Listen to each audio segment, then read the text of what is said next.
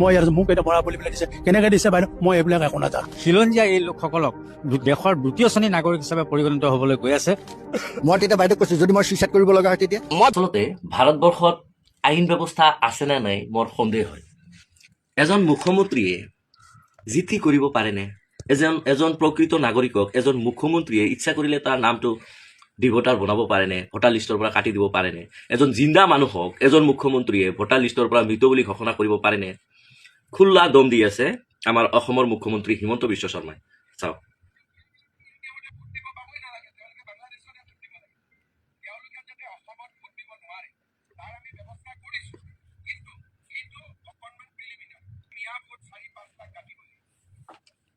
চাওক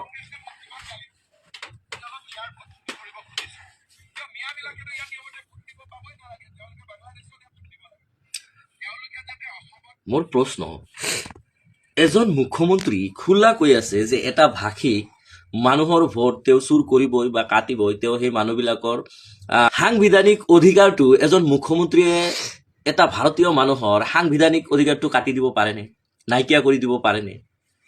মোৰ দুখ লাগে ভাবি, অসমত বা ভাৰতত মুছলিম মানুহ নাই, টকা পইচাৱালা নাই।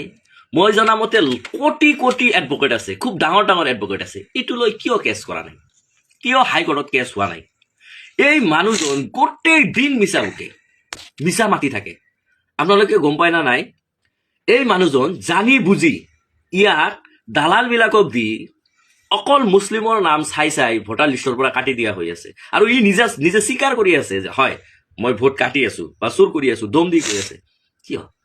আইন ব্যৱস্থা নাই, ভাৰতবৰ্ষৰ সংবিধান নাই, মানৱ অধিকাৰ নাই, সাংবিধানিক অধিকাৰবিলাক নাই।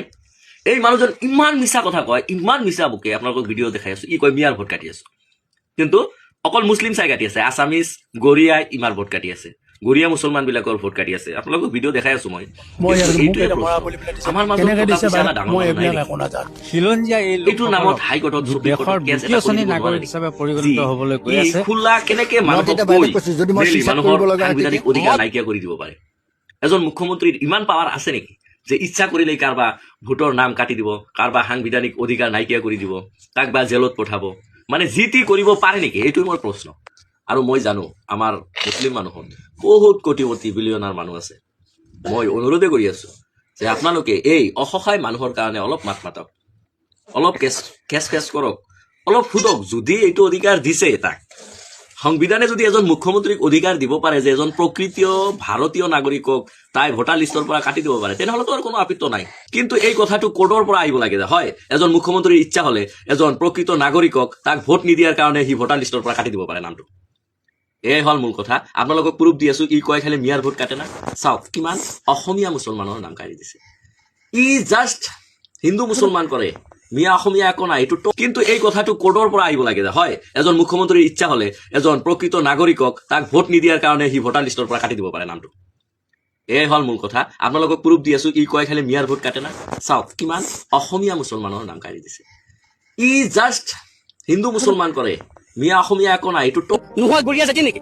এই খিলঞ্জীয়া মানুহখিনি হাৰাশাস্তি যিটো হৈছে আমি কোনোপক্ষে আমি আন্তৰিকতাৰে সহ্য কৰিব পৰা নাই। মুখ্যমন্ত্ৰী ডাঙৰীয়াই যোৱাকালিও কৈছে যে মিয়াসকলক মই শাস্তি দিমেই, কিন্তু মিয়াসকলৰ নাম লৈ এতিয়া গৰিয়াসকলকো কৰিব ধৰিছে। আমি আচলতে ভয় খোৱা নাই এই নটিচখনক লৈ, কিন্তু আমি আজি লজ্জাত ভুগিছো যে আমালৈ অন্ততঃ এনেকুৱা এখন নটিচ আহিব নালাগিছিল। আমি কি মিয়া নেকি?